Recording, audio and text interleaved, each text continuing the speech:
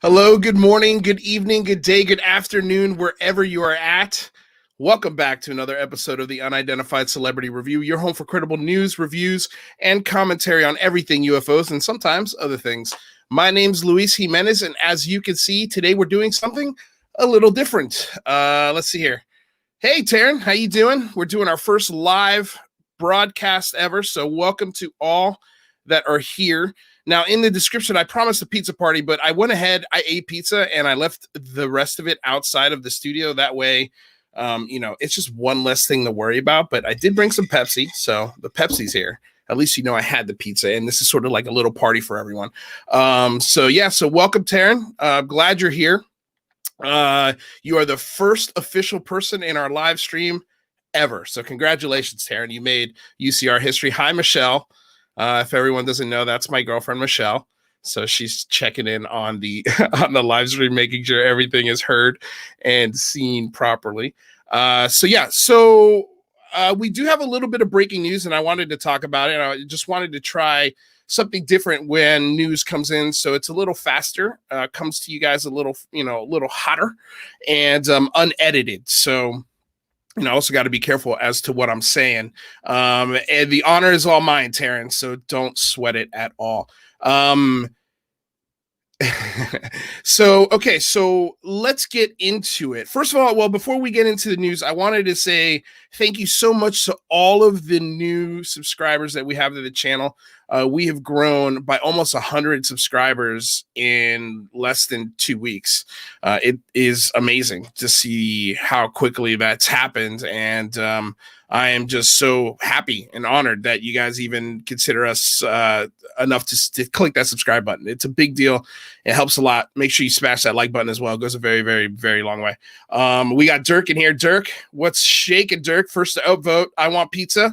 Yeah, man, you got it. I'll give me your address and I'll ship it to you.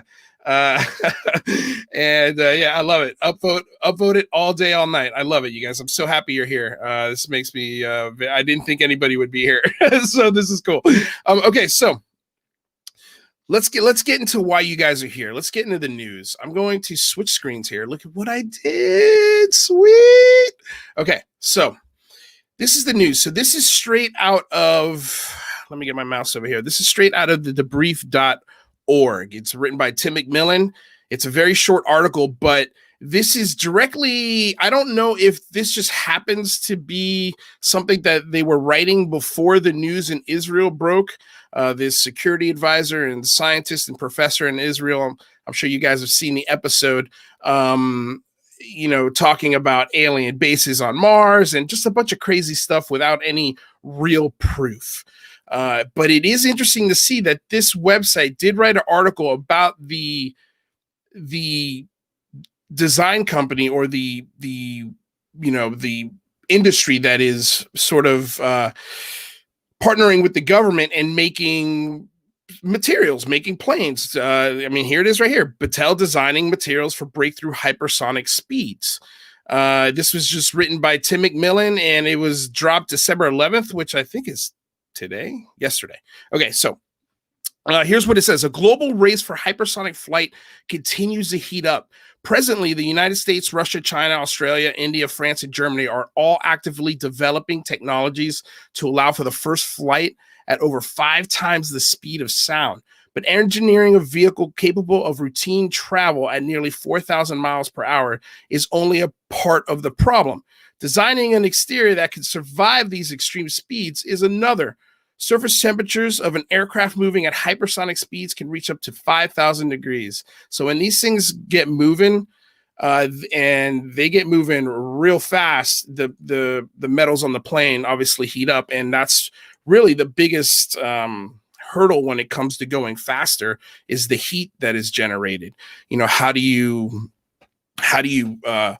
spread that heat throughout the aircraft without it breaking apart and pushing that to the extreme. So to meet the challenge, Battelle Memorial Institute announced last month that they would be partnering with the United States Air Force Research Laboratory to support the manufacture of new materials capable of withstanding these extreme temperatures in flight.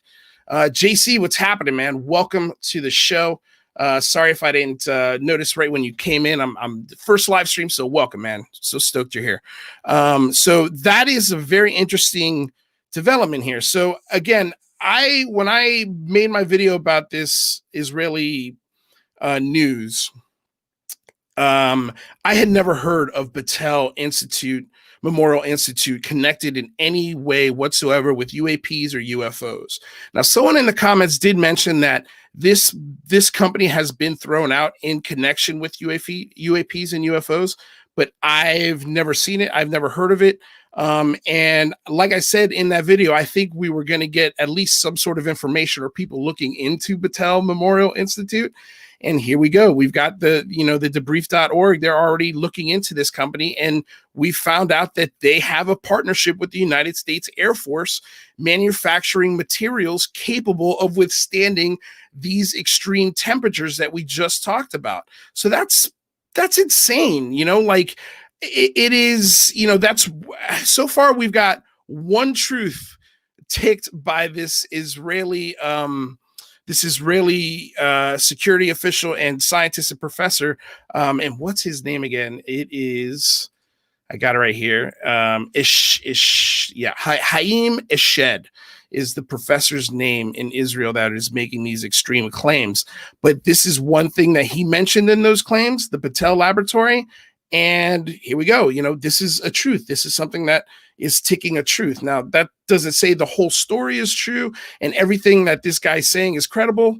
To the contrary, we still got to wait. We still got to see what information is checked out. From what I understand, this article that was released in this Israeli newspaper was pretty much what we got in the NBC article. There was nothing. So they also have 3 peculiar patents granted last year. If you have the link to that article, Taryn, please include it in the chat. I'd love to check it out. I had no idea. Yeah, this is a whole new thing for me. So, hey, if you knew about this, awesome. I had no clue, but I think that it's a lot of fun that this crazy story was linked to this research laboratory. And now this research laboratory has been found to definitely 100% have a contract with the Air Force. So let's read a little bit about this contract.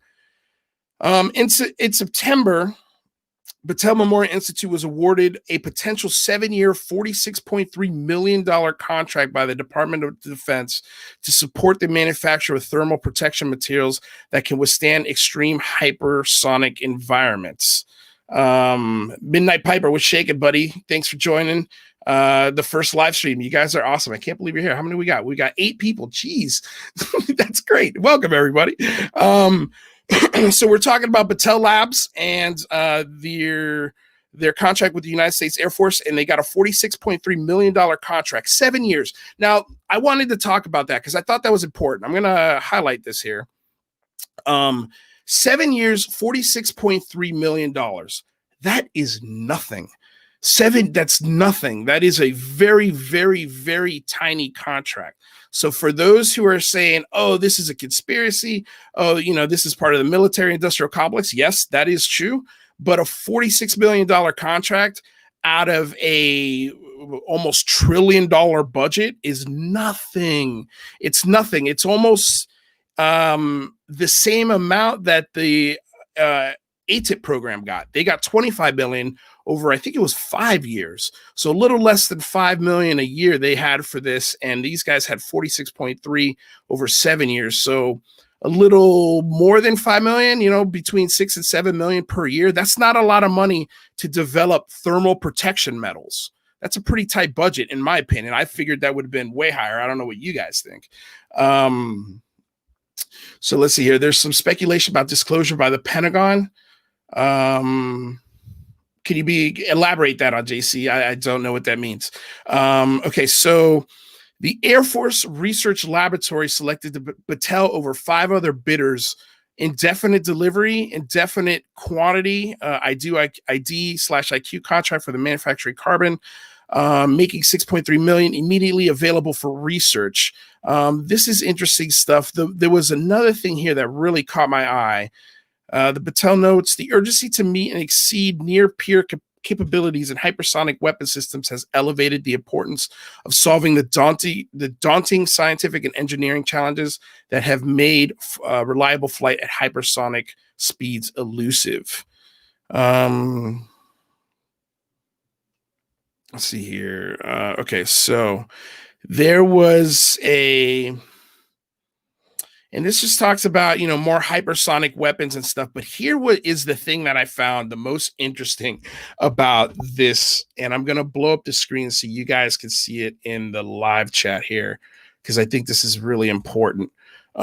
This is a table of U.S. hypersonic weapons programs, and this is a budget. So we've got the fiscal year 2020, and this is the budget for all of these programs in the millions. And then this is the pork belly, or the money put on reserve for the year 2021. So we're going to see how many how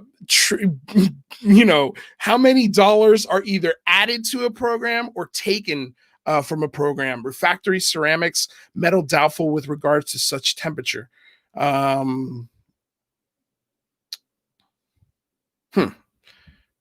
Oh, okay. Hey, what's up, Pop? Okay, BMC Tackle. This is one of our sponsors. I don't know what you mean in regards to that. Metal doubtful with regards to such temperatures.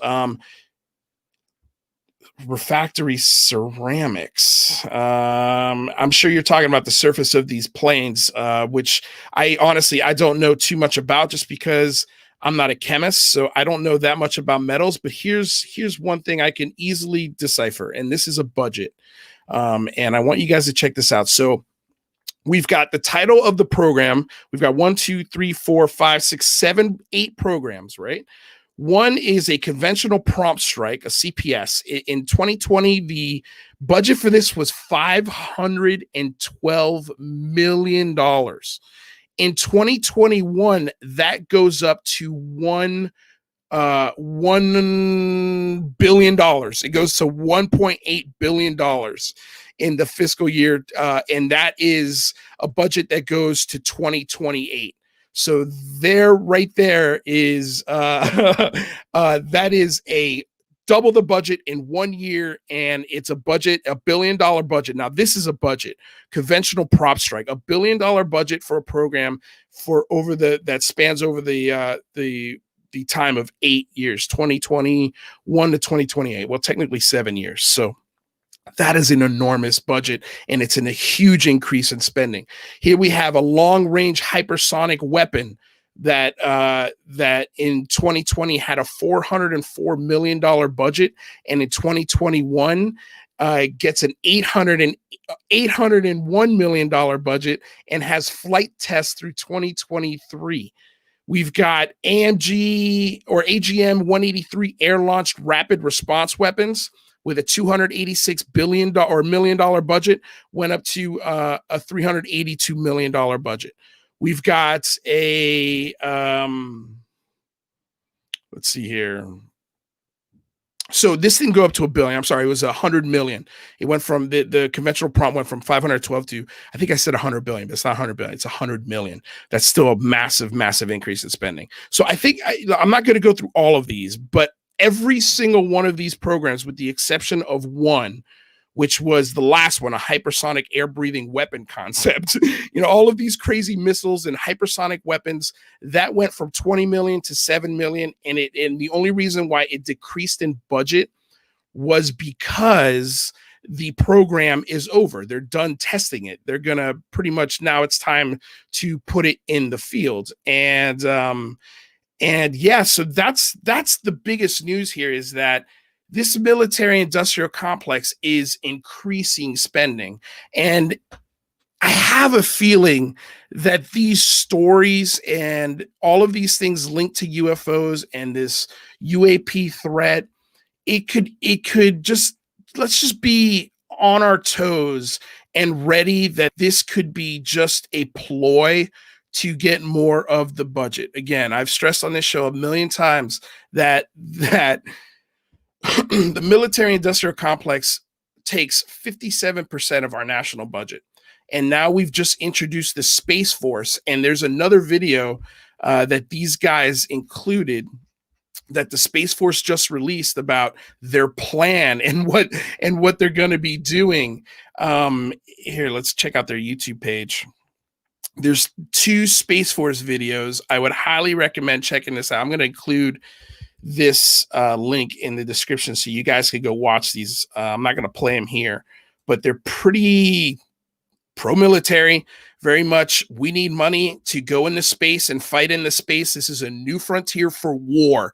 I mean, they literally said that like 3 or 4 times in both of these little promos for the Space Force. And my concern is, and let me know what you guys think in the comments here, my concern is that this 57% of the budget goes from 57% to what? What do you think that budget would go to? 60%? For a new Space Force?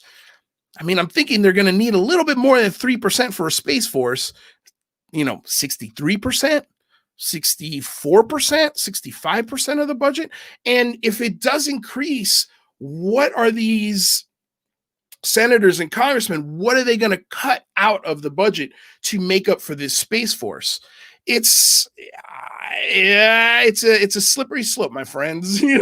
Very, very slippery slope. Let's see. What do you guys see here? Yes, so JC says censor the methods for monitoring flying objects. Yes, the new leaked pictures taken by the Air Force pilots are real. The 2 pictures, one with the TR-3B and the other with a leaf-like UFO. I'm thinking leaf, maybe. So yeah, I mean, look, that picture that was released, JC, definitely confirms that these 2 reports that are floating around are 100% real. That is no doubt. And this idea also, I just wanted to comment on this because a lot of people have been talking about this idea that this object, and gosh, I don't have the picture here, guys.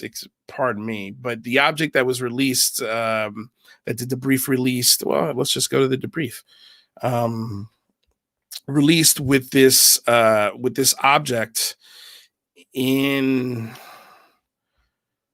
that they took from the cockpit, that the pilots took from the cockpit of an F-18. This picture right here confirms that those 2 reports are 100% real. Like, this picture tells you that those reports are real. So if the reports are real, then that means that the artist illustration that they were talking about, in the other report that is supposedly a photo, is in that report. So, who knows, man? Hopefully we get a leak of that photo. Hopefully that's the next photo to be released. I'd love to see what the excuse for that. I hate that people are calling this a Batman balloon, like, like a party supply balloon. I don't think it's that. And the reasons why I don't think it's a Batman balloon is because these pilots took multiple passes at it with an F-18. They took pictures. A report was filed. Tax dollars were spent to investigate what happened. Like, this was a real event. This is not just some balloon that was sitting up at 60, 70,000 feet in the sky, and these guys were confused by it. These are trained pilots. I just don't understand why everybody gives such little credit to highly trained F-18 fighter pilots. Like, it absolutely baffles me. But anyway, Taryn, don't think the task force would put that out there without being sure. And excuse me, Taryn, I'm sorry, just because I'm so new to this. What are you referring to? Don't think the task force, so the UAP task force, would put out there without being sure. Put what out there? What do you mean by that?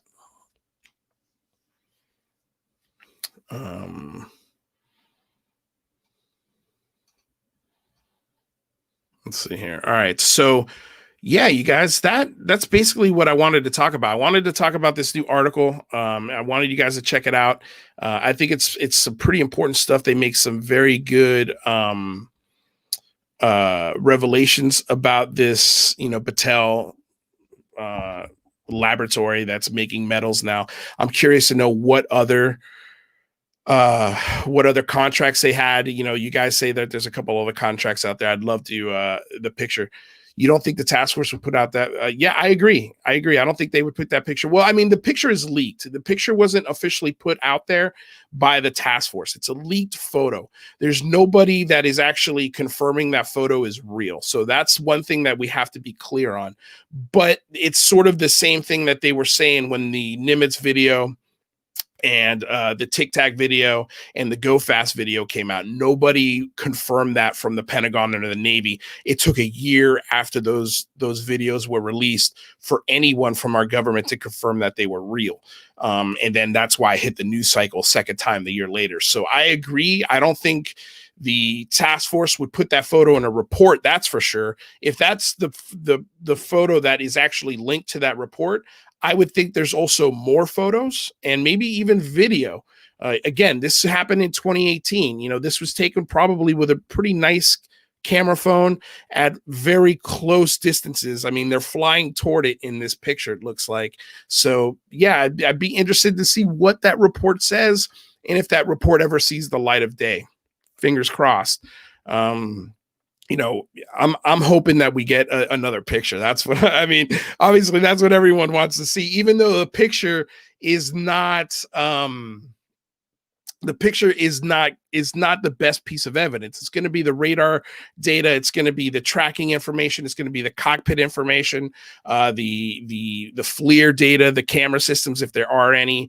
I'd love to hear the cockpit recordings of these guys flying by this thing. That would be so cool. But yeah, you guys, that's the story today. Go check out the debrief.org, check out their article and the link that I included in the description.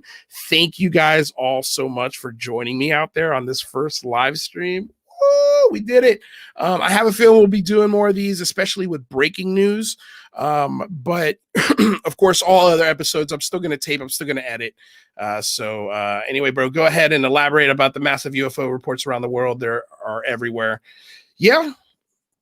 I agree, man. There are massive reports all over the world. Look, the phenomenon is real.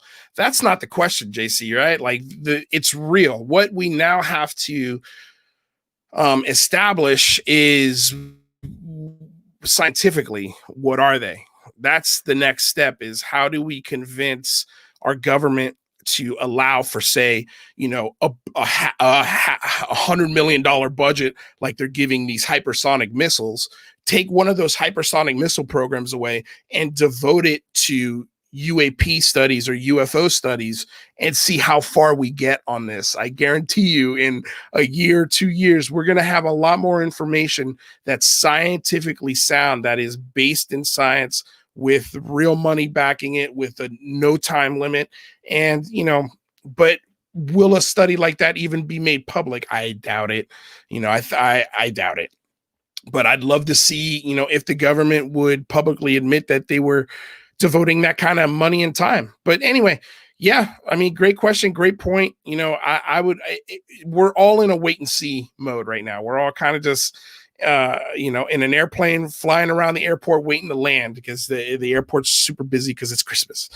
It is the script from Die Hard 2. We are in Die Hard 2 mode right now, guys. We are just waiting to see what happens, and that's the best anyone can do. And yeah, I think the debrief is doing a great job. I think they're putting out some great news out there. I'm curious to know why they put this article up. I can tell you, it's not making those claims from Israel look any crazier. It's actually making them look a little more credible. Is that their intention? I have no idea. But that's it, you guys. Thanks so much for stopping by, coming aboard, getting weird with me here on another episode of the Unidentified Celebrity Review, your home for credible news, reviews, and commentary on everything UFOs. You guys, first live stream in the books. Thank you so much for coming by. I truly, truly appreciate it. Welcome to all the new subscribers. Smash the like video so this gets upvoted.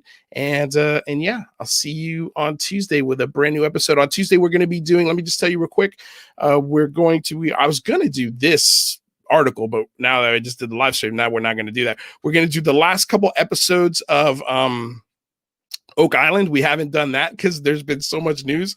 So we'll knock out a couple episodes in one, and then on Friday, gosh, I don't know what I have planned. I'm sure it's something fun, but yeah, stay tuned, you guys. Ring that bell so that way anytime a video like this drops live or otherwise, you are notified. Till next time, you guys, stay safe out there. Peace. Now, how do I end the broadcast without it being awkward?